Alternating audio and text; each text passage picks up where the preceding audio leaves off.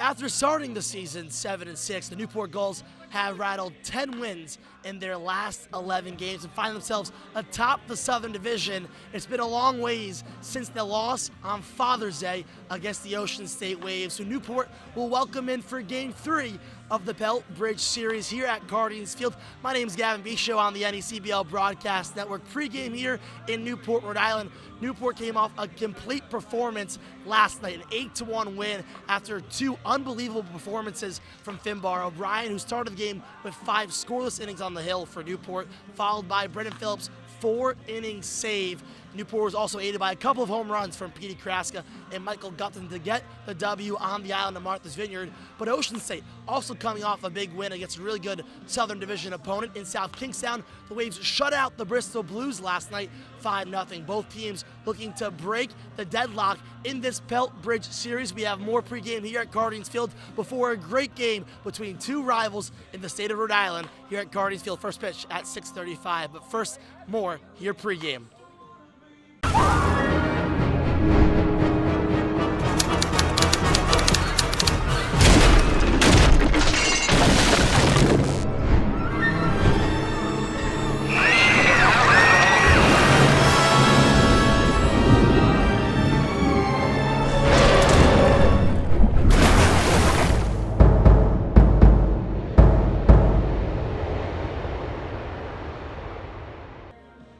Back here pregame at Guardians Field before the Newport Gulls get set to take on the Ocean State Waves here on the NECBL Broadcast Network. We're joined by relief pitcher John Downing. John, thanks for joining us. We last saw you pitch in Game 2 on Monday, and you came out for Logan Olson, who got hurt, got hit in the elbow, and then there was a fog delay.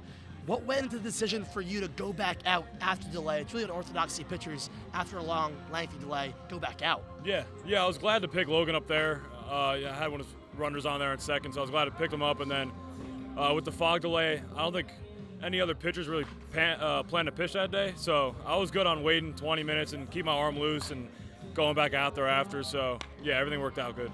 And so after a very successful year at Seton Hall, you come into Newport and you've gotten a lot of longer relief appearances and you've gotten some wins in the decision column for you as a relief pitcher. Has that been something that this summer you've been trying to work on, stretching out those appearances in the bullpen? Yeah, I had some longer relief in the spring, and I just wanted to carry that over in the summer and just keep working on my pitches and have a good mix of wins and saves and just helping us win, really. And you mentioned those mix of pitches. You have the changeup, slider, sneaky good fastball. Is there anything else you've been working in as well throughout the summer? Yeah, I've been trying to work on a harder slider, like cuttery pitch that could play off my fastball and slider. Still a work in progress, but keeping to work on it at catch play and get some weak contact, hopefully, and as that pitch improves. Well, whatever's been working for you has been working real well. John, thank you so much for the time here. We have more from Guardians Field pregame before the Gulls and the Waves take off at 6:35 p.m.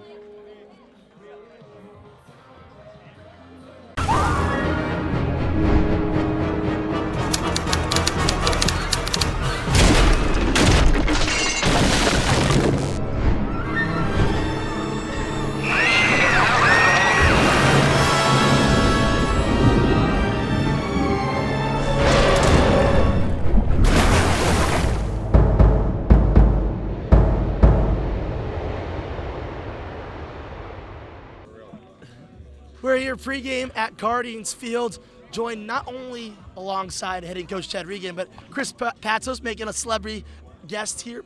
My assistant. His assistant, as we've discussed earlier. But and you can help him out on the answers. If there's something you don't like, you can help him out. But I'm pretty sure coach will have a lot of them. The past couple of games, hitting-wise, have been a lot of complete performances from your guys. What have you liked the most in the past couple of games? The way they compete. They made adjustments in the box, and it's showing up. It's giving good results. And one thing we noticed in the booth, at least, when you look back at the past couple of weeks, the strikeout total has been low. Although you had 16 in Game 1 against Upper Valley, you bounced back with only 2 in Game 2. But it's been crucial for you guys, it seems, to put the ball in play and make the defense work. Well, look at last night.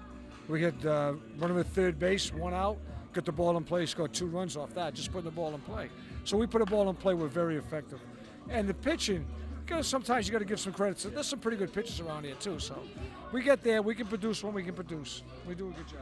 And so, third game against Ocean State, both times their starters had lots of success early on, especially with striking Gulls hitters out. Is there a different approach here against someone like Reese Bowie coming in out of Wake Forest, who's had a lot of success in the power forward?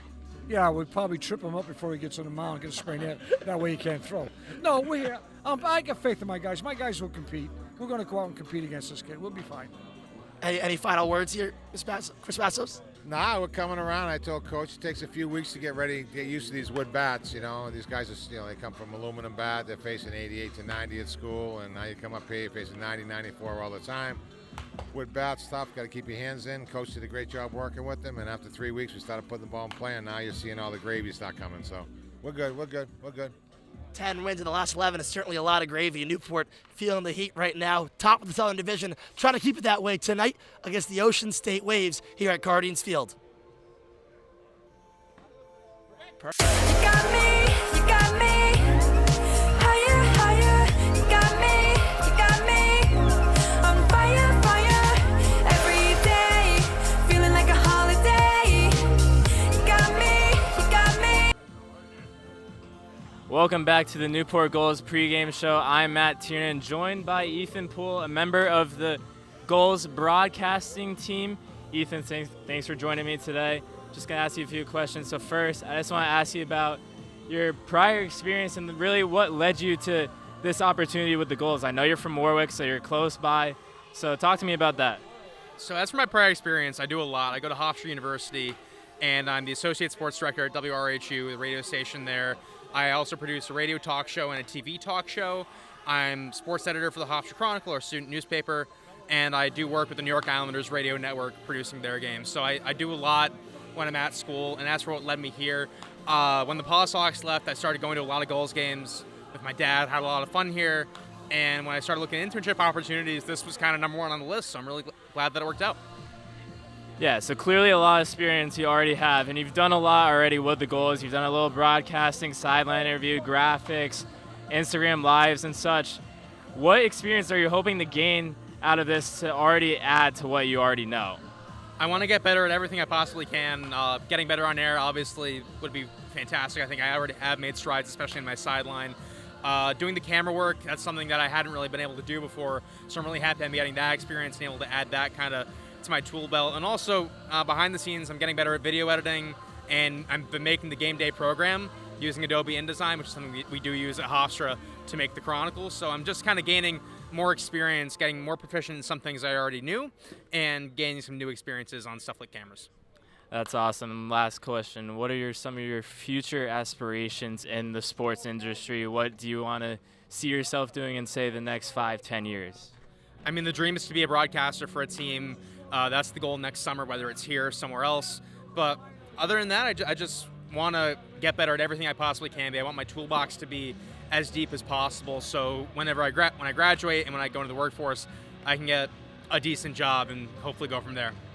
All right, thank you, Ethan. That will do it for today's pregame broadcast on the NECBL Broadcast Network. I'm Matt Tiernan. Stay tuned for first pitch at 6:35 versus the Ocean State Waves. Thanks for watching.